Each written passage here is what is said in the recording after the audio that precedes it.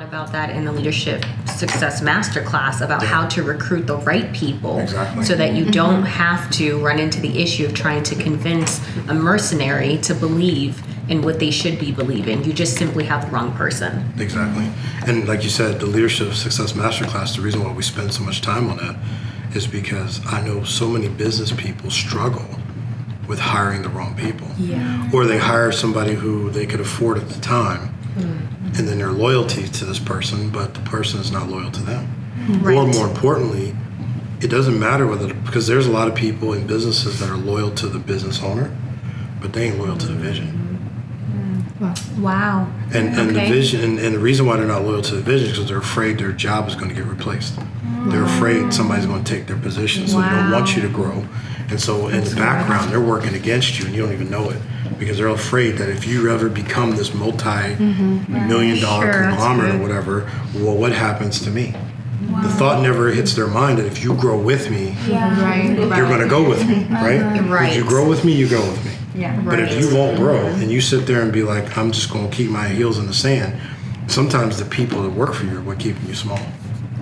And that is a really good lead-in into... Yeah, I was just thinking that. She has a good question that I think that already plays that. into like how do you manage synergy when you have business and family, whether it's your family being a part of your business team or whether it's you hiring family, because then it goes back to you say them being loyal to you versus them being loyal to the business. So what's like a good balance for that? One of the things that you have to be careful of is the term loyalty. Cults are built on loyalty. Whenever you see a cult, the mafia, fraternities, hazing, is all built on loyalties, right? I do not believe that you build a business on loyalty. I believe you build it on commitment. So in other words, we come together as a group. If we are committed to the outcome, we may disagree on how to get there, which is fine. But when you build it, like families are built on loyalty, right? So now you got your mom working for you. Your mom can't type worth a lick, right? But she was there when you started, when you couldn't pay her. Now how do you deal with her? Because now you want to fire her because she can't type for nothing, right? And loyalty keeps her there. Right. But the problem is that level of loyalty is what mafia is built off of. It's what fraternities, the haze people are built off of. You can't sacrifice the commitment to the organization for the expenses of loyalty. Right. Because loyalty causes groupthink. Now there's no original ideas anymore. Yes. And now when you bring somebody in who you hire a new person, it's like it's us versus them. Now they're sitting on the outside like, well, I don't know what's going on here because this is all family. And not that you can't work with your family, but it's a unique dynamic to work with your family. That's why in Daniel, he had the vision of a statue with brass, iron, and clay feet. And a lot of people don't understand what he was saying, that the statue was made of brass and iron and clay feet. He was trying to say that no matter how well built the statue was, it still had clay feet, which meant you could knock and break his feet off because it was made of clay. And that's parallel to people. I don't care how important you think a person is, significant they are, how great they are, they have clay feet. And so that means that whatever their weaknesses are, whatever their clay feet is, family tends to know that better than other people. And so because of that, they deal with you without the level of respect and honor that should be there. And so now, well, that's just little so-and-so. She was little so-and-so. I gave birth to you. I knew you when I was changing your diapers. You know how people get, they always want to take you back to your past. And remember, when they rule out your growth, then they rule out your future. Wow. Right? Because now they're talking about what you used to be. What I used to be, so what? That's not it. We can't go forward with what I used to be. And then they teach others that come on the team how to treat you, and then doesn't that deteriorate the culture? That deteriorates the culture. Because so now, you're like fighting an uphill battle. Right, because you were little Johnny to so-and-so, now you're going to be little Johnny to everybody. Right. And so you got to weed that stuff out in terms of in the business, but then you got to do the same thing in your personal. you can't take your business home. You know, and one of the unique challenges of somebody who works from home, I'm a huge proponent of having a space with a door, so that when I leave that space, business is over and this is now family. I don't take my laptop into my bed. I don't take my laptop, you know, into the couch. Rarely, every once in a blue moon I'll do that. But I try to keep all of my business related things in a door, in an office. When I close that door, the lights out, I'm family. Because if you don't keep balance, you'll bring business into family. And then now you're trying to CEO your house.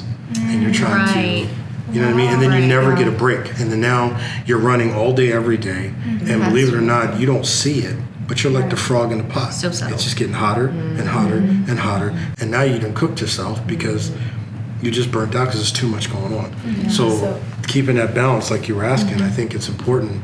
You keep the balance at work and you keep it at home. So to avoid that, like when you first start your business, because like you said, when you're starting up, it's like your mama there, your cousins there, like the family there. So it's like, how would you then manage the startup of your business so that you're not dealing with that, to alleviate that as much as possible later on? Every business starts with what they call the 3 F's. Friends, fools, and family. And so with friends, fools, and family, Well, it's the truth, right? It's the truth. You have to just, we have a saying that not everything is a problem to solve. Some things are tension that has to be managed. That's good. Right? So if you manage the tension of it, I'll give you an example. When I worked in IT, I used to be a tech and I used to be in sales. Technicians, IT technicians, always think the salespeople lie and oversell. Salespeople think that the technicians are lazy and don't want to work. Right? It's that's just how they think. So there's always this fight between them. So because I was a technician and I worked in sales, once I got into one of my last positions, I was vice president of sales and consulting. So I worked with both sides. I knew you will never solve that problem. I don't care how much you try to tell a salesperson, they think all techs are lazy. They don't want to work, they don't want to do nothing, they don't want to over-deliver. And if you talk to a tech, he's going to say salespeople lie and he makes stuff up just to get money. So you can't solve that problem. So what do? It's a tension to manage. So how do you solve it? You don't solve it, you manage it by making the salespeople go do service calls with the technicians. And you make the technicians go on sales calls with, because if the salespeople don't sell it, the techs are out of a job. If the techs don't do the work properly, salespeople will never get another sale again. They need each other. Right? So things, when you understand them as a tension to manage, you realize I'm never going to solve this problem. I just got to manage it well. So you have your friends, you have family, you have people who will help you, and you try to do what you can to compensate them for their help. But by the same token, what you also have to remember, and this is one of those things for me, I think that was one of the hardest things I've ever had to deal with, believe it or not, is some people are scaffolding. And that's a hard thing to deal with. Because you have these loyalties. You're like, well, they started with me when I had nothing. So they need to finish with me. So they need to finish with me when I had everything.